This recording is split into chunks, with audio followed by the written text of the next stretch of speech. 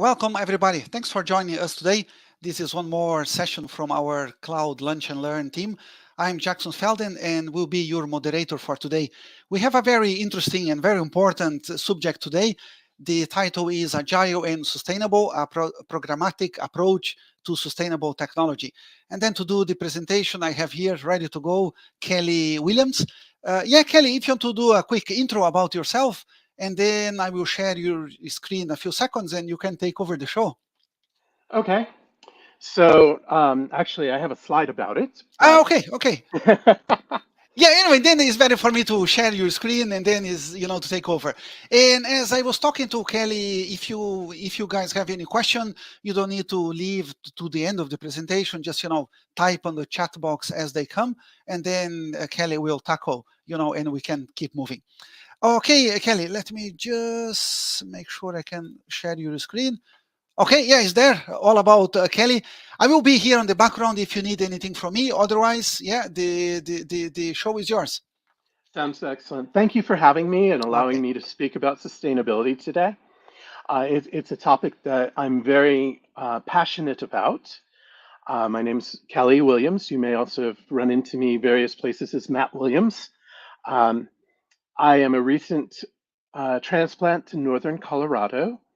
And so right now outside it is nice and sunny here, and the background is not presently what I'm seeing from my window, but it is from Northern Colorado. Uh, I have done a variety of things over the years. I've been working in IT for about 35 years, but today I'm here to talk about sustainability and how you can be agile and sustainable at the same time. The slides are available at this QR code. The QR code will also show up again at the very end. So don't worry about capturing it right at the moment. So why am I here? Well, there's a Japanese term, ikigai, um, that basically means your purpose, your goal in life. Recently, was talking with someone about sustainable IT, and particularly in terms of what individual contributors on various teams can do and how they can be agile. And it struck me that it really resonated. It struck home with a lot of things that I had been concerned of and about over the years, where I'm old enough that resources were very, very limited when I first started. But as time passed, a lot of younger developers came to believe that CPU, memory, disk space, and network traffic were all basically infinite. And while, yes, there are business reasons for making sure that your code is good enough, there's no reason necessarily to write it overly sloppy. And so, in terms of sustainability IT, it's practices that are going to meet our current needs and not compromise future resources, not you know, to write sloppy code, but make better choices. Understand what you're doing. So I'd like to present here a very simple three-step plan for sustainability. And actually, this is one that a lot of companies have implemented. So for our plan, we're going to have step one. We're going to talk about sustainability. Don't worry about step two. We'll come back to that later. And step three, we're going to save the world. But unfortunately, it's not a problem which a simple three-step plan can solve. So let's step back and examine a more realistic approach. And our time today is limited. Um, these slides are set up so that while, yes, I can speak from them, there's a lot of information in the slides. And also at the end of the slides, there's also resource section.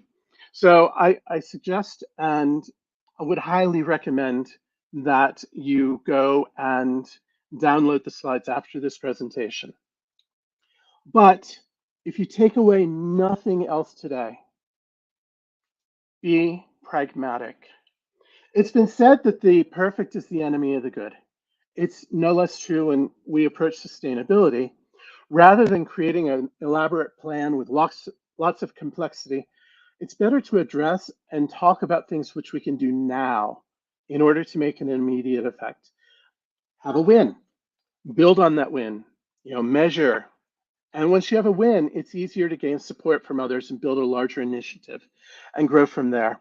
There was a survey done about a year ago where engineers and managers were both approached for why they would want to practice and have their organization be more sustainable.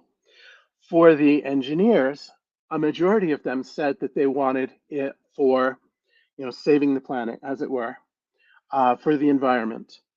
However, managers saw it from the perspective of saving money. And hopefully, one of the takeaways today is that you can be sustainable and you can save money at the same time. And a lot of this is through making better choices. You know, as IT professionals, we have the ability to make choices about how we implement solutions. There's seldom a best solution, but we have choices about how to balance our cost with implementations so that we can once we understand the costs associated with a particular implementation, both in terms of dollars, time, resources, etc., we can then make a better choice. And sometimes it's as simple as making a good choice over a bad choice. Be prepared to reduce pain points and make small, gradual improvements. Just like agile development, agile sustainability should have short cycles. It's something that could actually be built into tech debt cycles. There's a lot less risk involved with smaller changes, and you'll be able to see the direct effects of your changes. And this will help you to prioritize other changes and improvements. Remember, it's a journey. It's not something that you can 6 months, a year, 18 months from now say, we are now sustainable. Now, it's going to take time. It's going to take effort, but it's one of those things that, just like in a DevOps journey, you're never really done. There's always something that can be improved upon. So why does sustainability matter? Around the world, people are seeing the weather change. It's gotten a lot warmer in some places. Some places are getting less rain. Some places are getting more rain. The ocean levels are rising. Our resources are scarce.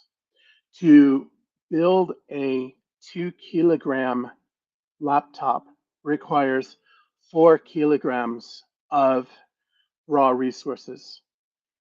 In the next 5 years to 6 years, the worldwide demand for rare earth elements, and this is driven primarily by mobile devices such as cell phones, is going to increase 400%. Lithium used in batteries, the use of that is projected to increase 400% as well. So what sort of impact does IT have on it? In 2020, the impact of IT was 3.5% of the global impact as far as greenhouse gases and so forth. That's roughly equivalent to the airline industry around the world, the entire airline industry. This was in 2020. By 2025, it's projected to have doubled. By 2040, it's projected to be 14%. So what are some of the areas? Well, we have energy consumption, such as being driven by AI, crypto, Bitcoins are driving a lot of it as well. And also, frankly, general computing. As more and more people get on the internet, Right now, about 2/3 of the globe as a whole are on the internet. Some areas are very underrepresented. South Asia, for instance, has a penetration of about 55%.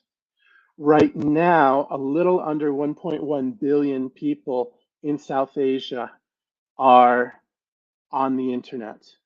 Of that, 800 million are in India. So there is approximately another billion people in just South Asia alone that will be getting on the internet. 95% of people who are on the internet are accessing it through cell phones,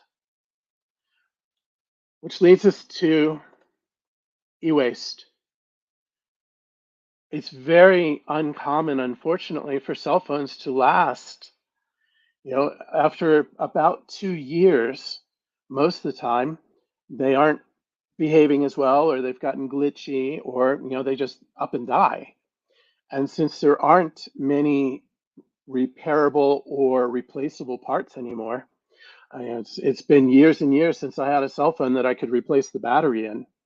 This is just going in a lot of places, unfortunately, into the landfills. The carbon footprint, again, IT is targeted by 2040 to account for 14% of the world's carbon footprint. There's other resources. Water. In 2022, Microsoft's water use increased by over 30% year on year. It's believed that a lot of this was due to AI, but again, water is becoming more and more scarce of a resource.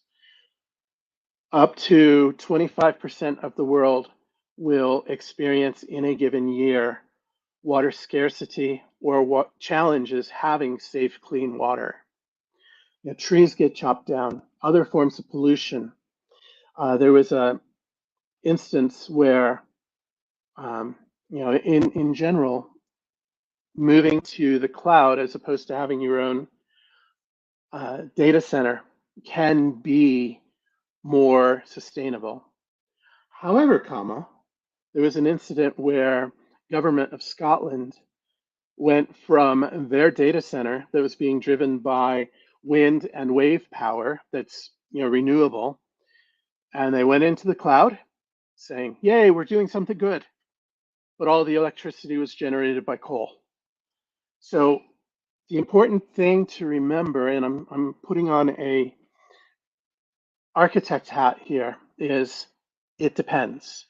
There are no hard and fast rules. There's general guidelines, but you really need to know and understand your systems and what you're working with. Another driver of the sustainability movement is ESG, environmental, social, and governance. So environmental things are, climate change, biodiversity, pollution. Social include employee safety and health, working conditions. Governance includes things such as regulatory compliance. Recently, Europe passed regulatory rules for mandated ESG reporting. The SEC here in the US also recently released guidelines for that and requirements. California had previously, India as well, and I expect Singapore will very soon. So, people are starting to pay attention to sustainability and requirements for reporting on it. And basically, companies will be held accountable for what they claim for the sustainability. Again, this gets into regulations. So why does it matter to IT? Well, IT is one of the larger, in most companies, not all companies, sources for the sustainable things that can be affected. Whether it be supply chain for where you get your computer hardware, whether it be, cooling for your computers, etc. The other piece of it is that with the DevOps movement, with the FinOps movement, numbers are being collected, metrics are being gathered. So makes it easier for management when they have required reporting to be able to then have the numbers. IT is able to present the numbers to management. So that said, about a year ago, I just under the concept of if you build it, they will come, to see what people might be thinking and see if there was any traction, posted out on LinkedIn a draft for a sustainable IT manifesto. I totally admit that it is a total copy of, well, not copy, but it was very much inspired and based upon the Agile manifesto. And so there are 12 principles and practices. These principles and practices were actually adopted by a nonprofit in India, the Green Computing Foundation, as the basis and the foundation for their practices and methodologies for pursuing maintainable and sustainable IT. So the first one, we're going to try energy efficiency over raw performance. Very, very seldom do you need to have the highest performance. So, choosing your algorithms, choosing your hardware, and modern hardware is actually more efficient energy-wise than older hardware. So it might just be the case that replacing older hardware, as long as you replace it intelligently and have a good plan for recycling or reuse or recovery of the resources, might make sense. We also want to be more efficient with our resources as opposed to, assuming that there's resource abundance. One of the things that I have seen over the years is where a Java developer will create a hash or a hash table that includes other hashes. And this is really, really wasteful.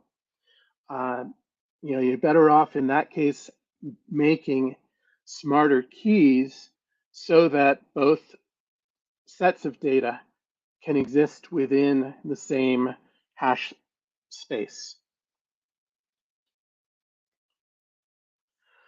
One of the issues that at least is in this country, and I don't know how much of an issue it is necessarily everywhere else in the world, is the focus on this quarter and next quarter. We need to drive up profits, and beyond that, we're not going to worry about it. In order for our world to be more sustainable, to be more livable for people, we need to take a longer term view of it, of our organizations, of our corporations, and how they measure their gains. Now, admittedly, if you don't have profits, then you won't have a company for very long. But that said, we also want to have holistic impact awareness. Far too many times traditionally, the individual teams involved in a project all exist in their own silo. So, the architects will write up a design document. The coders are given this and they, develop their code.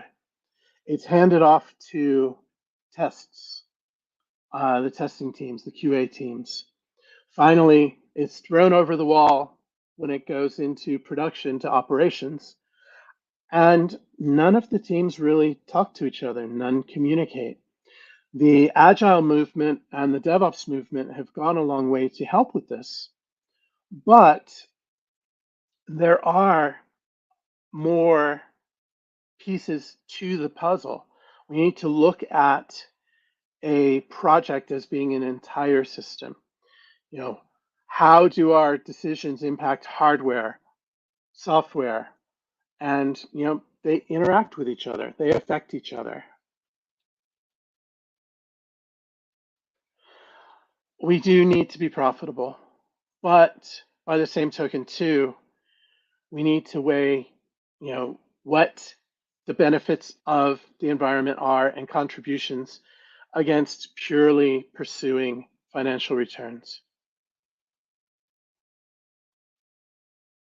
We need to work together.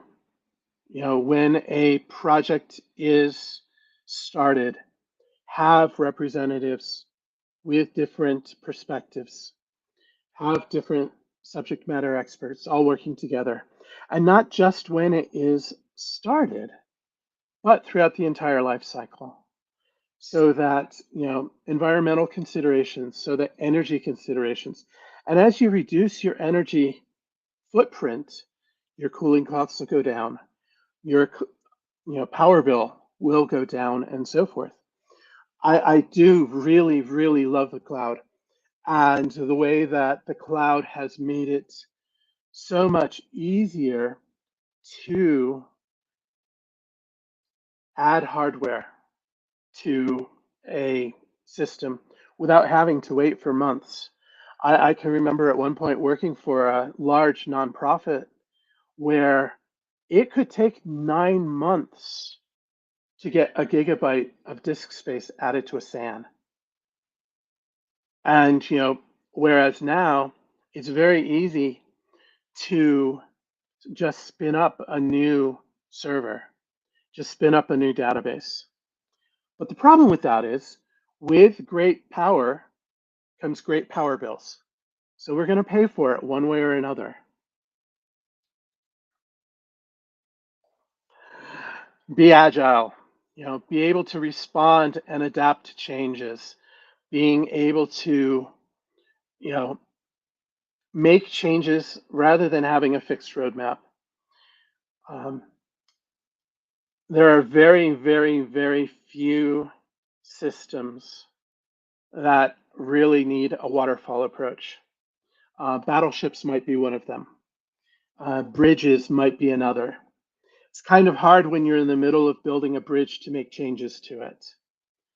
But aside from there, flexibility and being agile is very, very important. We also need to be transparent. And this is a role that I can see IT, whether it be DevOps, whether it be QA, whether it be development, to do reporting and have their metrics available. Have what they use for their OKRs and what they use for their KPIs. But being open and honest about, here's our environmental impact, software wise, but also hardware. The vast majority of the first few years of a piece of hardware is the cost of the production. 85% of a cell phone's life cycle cost is production cost.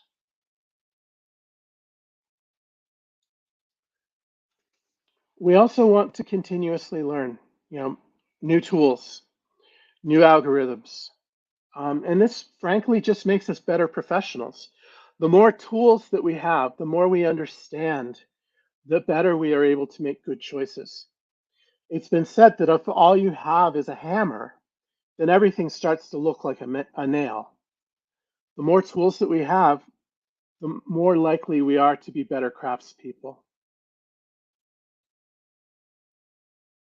And we also need to take into account our community.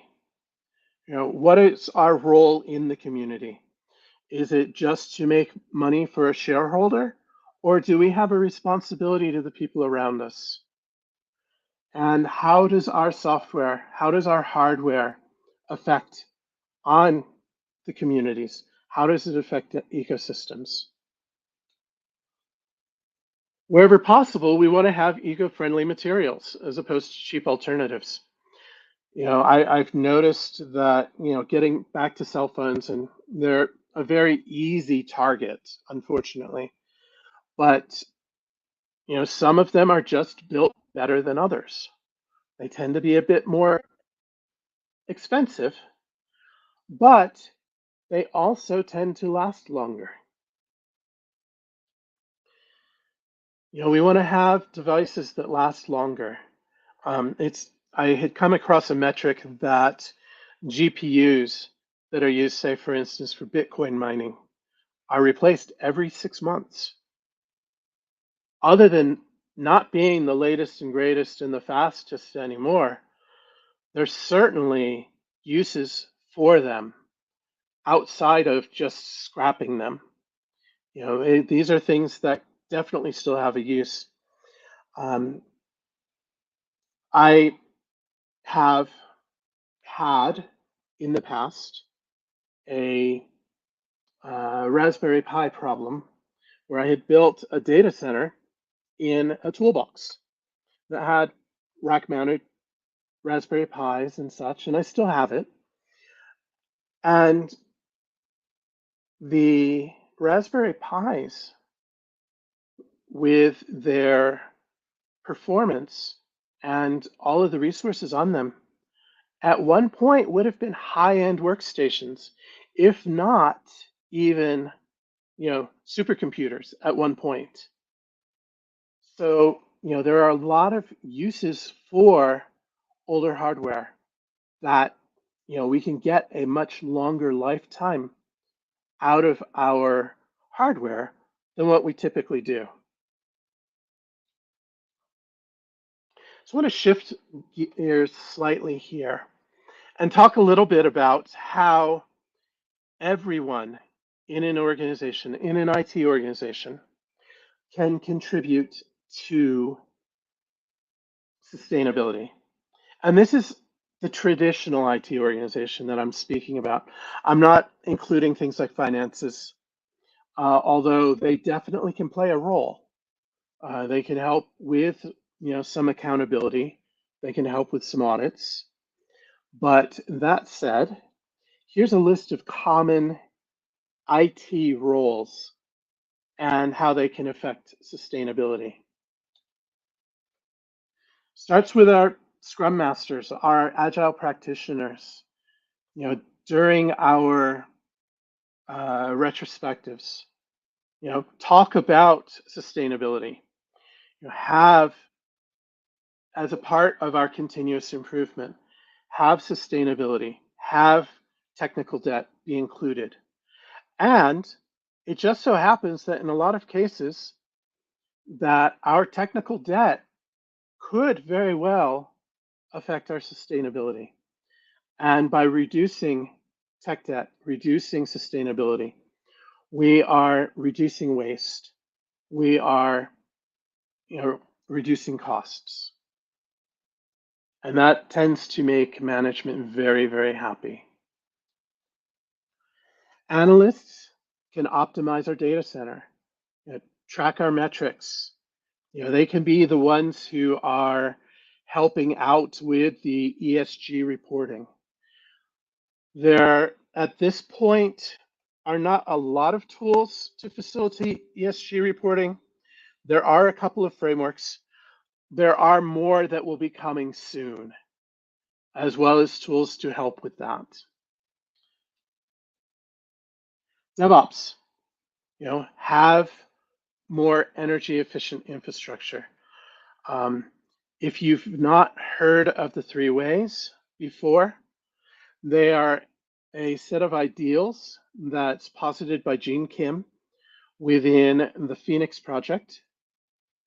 And the idea is to first minimize speed bumps and minimize the impediments to delivering a value to customers. The second one is fast feedback loops. I don't know if you've ever worked on a project where you submit code and 6 months later you might hear back from the test team that, hey, there was an issue here. I've in the past worked on several projects where that was the case. And of course, because development ran longer than was expected, testing had less time.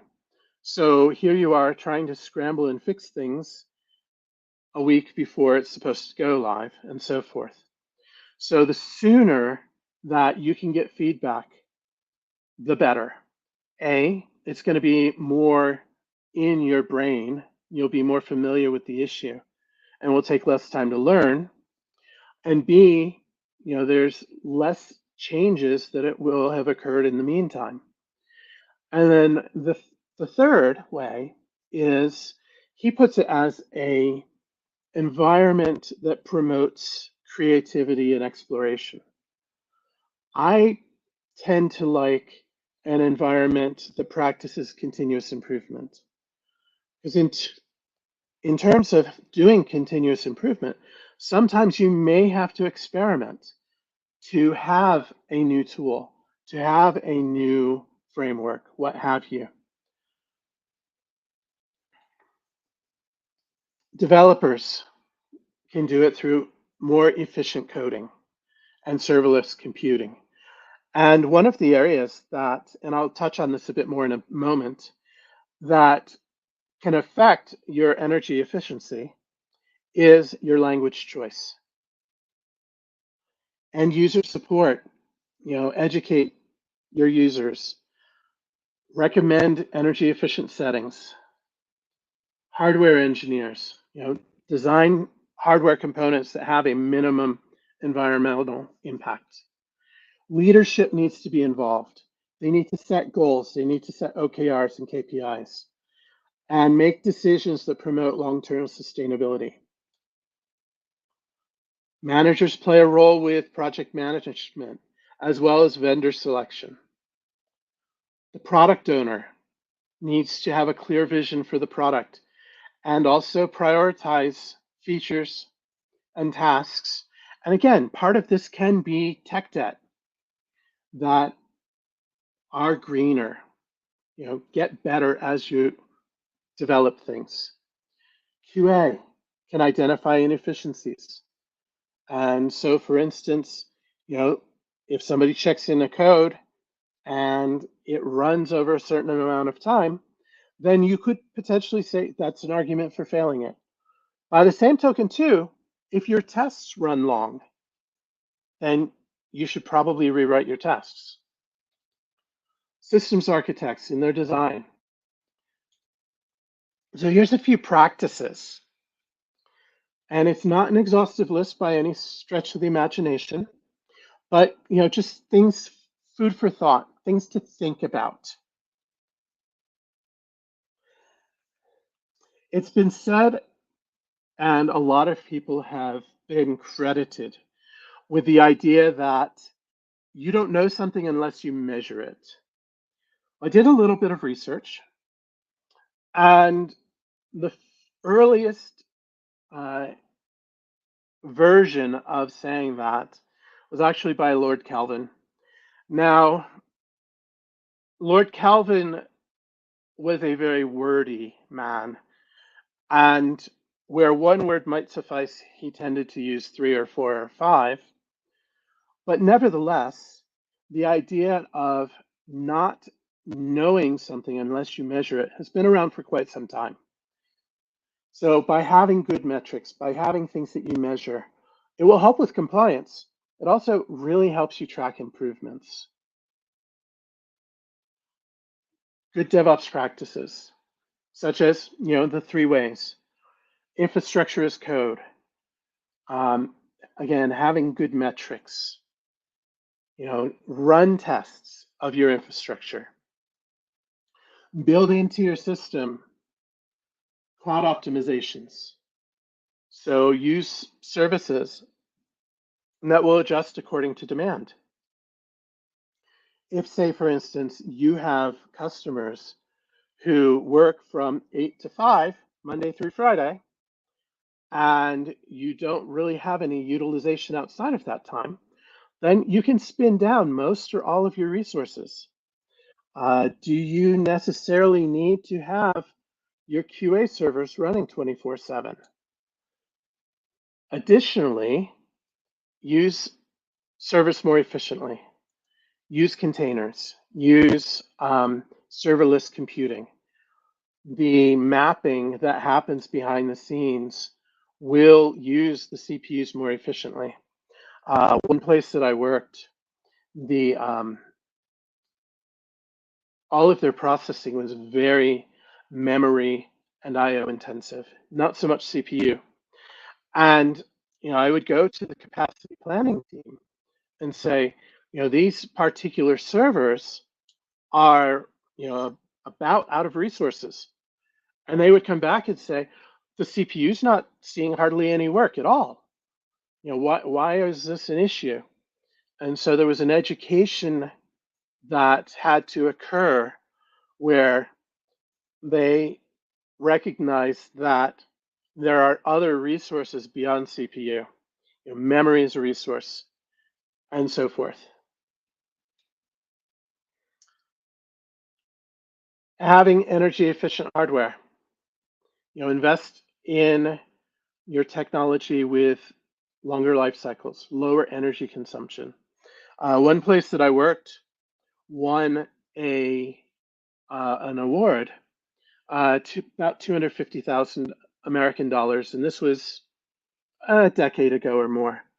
And it was because they had, even though they were using more power, they had a lot more CPU, they had a lot more resources, that because all of them were using less power, they were a lot more efficient than they had been a year prior under older, less efficient hardware.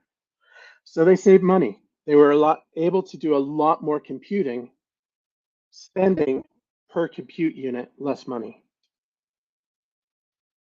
How do you dispose of your equipment? Is it something you donate to nonprofits? Is it something that a charity might refurbish and resell it? There's a lot of things to take into account and take into concern and in mind as far as what you do with your e-waste. Sustainable coding. This might ring home to people. Writing streamlined and efficient code. It's going to reduce processing demand. Choose good algorithms. There is no best algorithm. It's sometimes, in some instances, a sequential search might actually be the best choice because of overhead of other searches. Or, for instance, quick sort, if you're sorting an already sorted list, has a very, very long runtime compared to what it would for an unsorted list.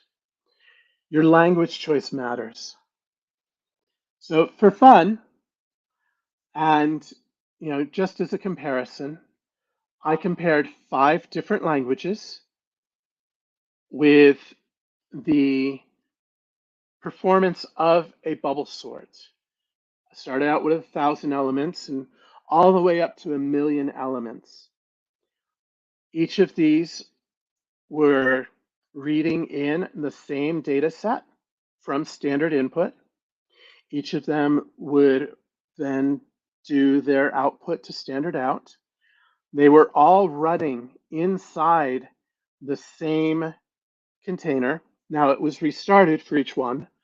They were all compiled for the compiled languages in the same container and so forth. And for the 1,000,000 element sort, and I chose bubble sort because it's something that most people in IT would be familiar with. It is totally CPU bound. And depending on the language, it would take anywhere from roughly 20 minutes to over 20 hours to do the same task. Now, if it takes you 3 weeks to write your code in one language versus another, or it's very much more expensive to maintain, and you aren't running it terribly often, say you're running it once a year, say you're running it once a month, it might be okay to have it such that you're using a less efficient language that drives down other development costs. Again, the idea is to be pragmatic here. The idea is to make better choices and improve over time. Choose green hosting options.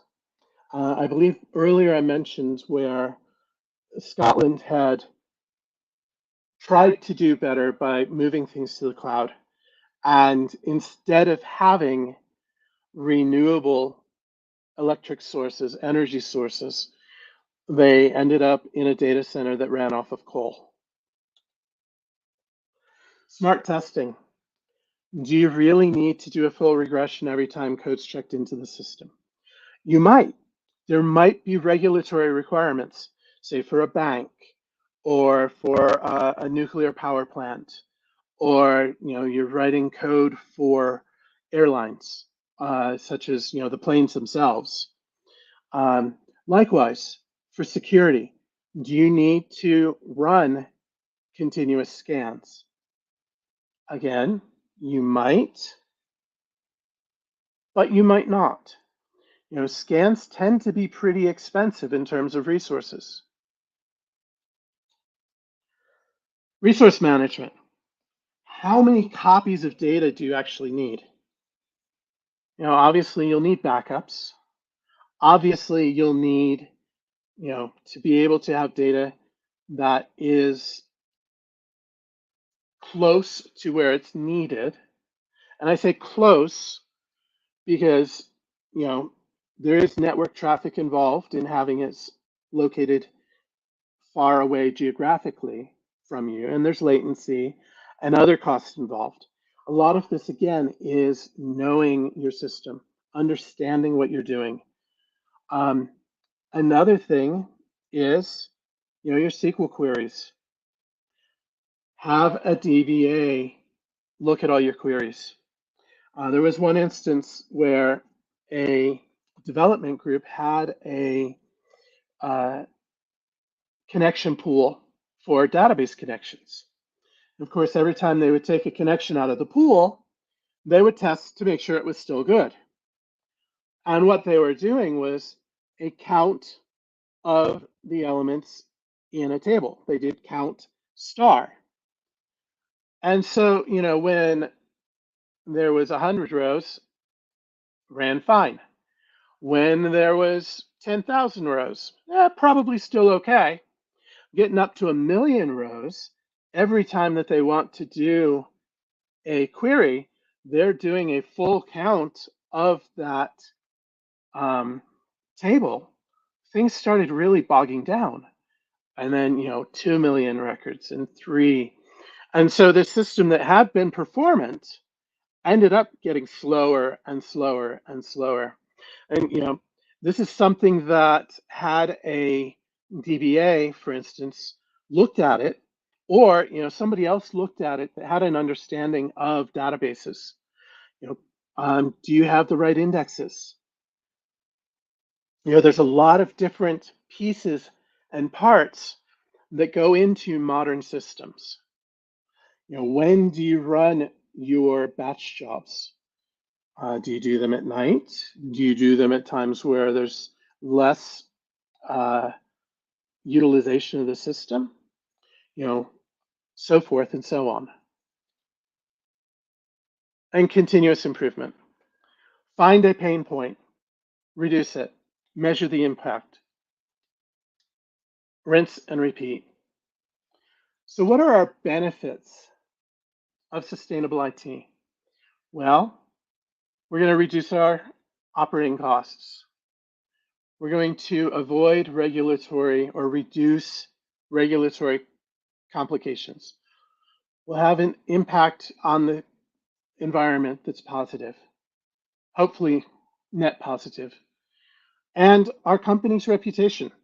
Now, admittedly, I moved to Colorado last summer, and at least here, sustainability is something that seems to be more baked into the culture than it is elsewhere in the US. It is also in parts of Europe. Um, Other parts of the world are starting to recognize the need for being more sustainable. And this will affect companies' reputation. As a case in point, I had the opportunity to speak at a conference in India in November. It was on a Saturday, which meant that, and it was in Bangalore or Bangalore, the air quality was better than, say, during the middle of the week. So it was about 30 to 40 for air quality. That same day, a government official flew down from New Delhi, which is up in the north, and their air quality was over 500. That's 12 times worse air than what was down in the southern part of India. Um, this is getting to be very, very um, hazardous to people. Last year in the US, we had smoke from wildfires in Canada that was blowing across the Great Lakes. And I was living in Ohio at the time. And our air quality, the worst it got up to was about 150. And I freely admit I have asthma, but I stayed in a room with the closed door and with air purifier going full blast, and I was still having problems breathing. And that was 150 or less. I can only imagine, 500 and people who have to deal with that daily. So in conclusion, sustainable IT, it's not just a trend. It's not just the latest buzzword, but it becomes a responsibility for us as professionals. And we all play a pivotal role. Remember, though, baby steps. Small steps can lead to significant changes. Make a change, measure it. Make another change, measure it. You're going to reduce your risk as you do so. It's agile, you know? And only you can promote sustainability. Any questions? And I'm going to leave it on link to the where you can get the slides. But again, there's more slides, and people are more than welcome to use this as for learning and for the basis of their own talks, if they would so desire. Okay, yeah, great insights. Thanks very much, Kelly, for sharing all those numbers. Yeah, we got here a question saying, how would you convince clients, about all what you have been talking for the last 50 minutes and so? And a nice comment from Marcus. Great talk, Kelly. Love it. Anyway, Thank if you. you want to answer the question. Yes. So basically, treat the clients as though they were primarily focused on the bottom line. Demonstrate how, by using computing resources more effectively and efficiently, you can save them costs. These are, whether it be that, their AWS bill goes down every month from what it had been, whether it be that, the heating and cooling costs are less, even say, for instance, if they're a client that has software running on an iPad that they take out in the field, if that software can run longer, if the battery life of the iPad is longer because your software is running more efficiently. These are all areas where you can demonstrate that here are cost savings that we can provide. And if you stress that, then you can also, after lead with the cost savings, you can say, hey, for you're going to have this reporting. We're able to provide you numbers to show how, by implementing these practices, you are being more efficient, you are being more sustainable. And then, too, depending on the community, the fact that a company is more sustainable could very well be a selling point for that company. Who are the clients of your client? What is their motive? What is their focus? And build from there. But in terms of traction at this point, driving it from profit, driving it from cost savings, in the next few years, that's will be changing as regulatory pressure starts to increase, where reporting will be mandated by government authorities. So, but for right now, it seems that you will get the most traction in terms of being able to sell the cost reductions. Okay. Yeah, that's really a great insight into kind of shake, I think, all the IT professionals out there, including myself, and to kind of think differently. Yep. Anyway, that's great, and thanks very much for spending the last hour with us. And I hope to see you back, Kelly. Yeah, can I make one last point, if I may, Yes. please? So I have started on meetup.com, a sustainable IT meetup. And last month, we had part one of a workshop that went through a architecture and started to identify inefficiencies in it and ways to improve it.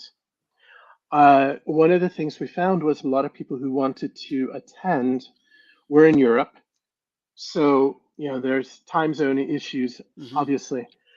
So what we will end up doing with the meetup is whenever possible, we'll have 2 sessions, one for people who are in Europe and parts further east, as well as one for here in the States as well. And hopefully be able to drive some more with that. The idea behind the workshop is to take a system that's very inefficient and work through the steps of finding those inefficiencies, first by gathering metrics and building out a small framework using tools that exist that will basically have the metric gathering just built in to be able to do profiling, to be able to look and see how long things are taking to run. And then from there, identify aspects and places to improve. Yeah, the recording should be available on the YouTube in a few minutes. If you want to go back to our page and then provide the link, I think people will be happy to join. Certainly. Yeah. Thank you for having me. It's been a pleasure, and I'm more than happy to come back. Okay, great. Okay, everybody, thanks for joining us today, and see you on the next video. Okay, all the best, everybody. Bye. Take care.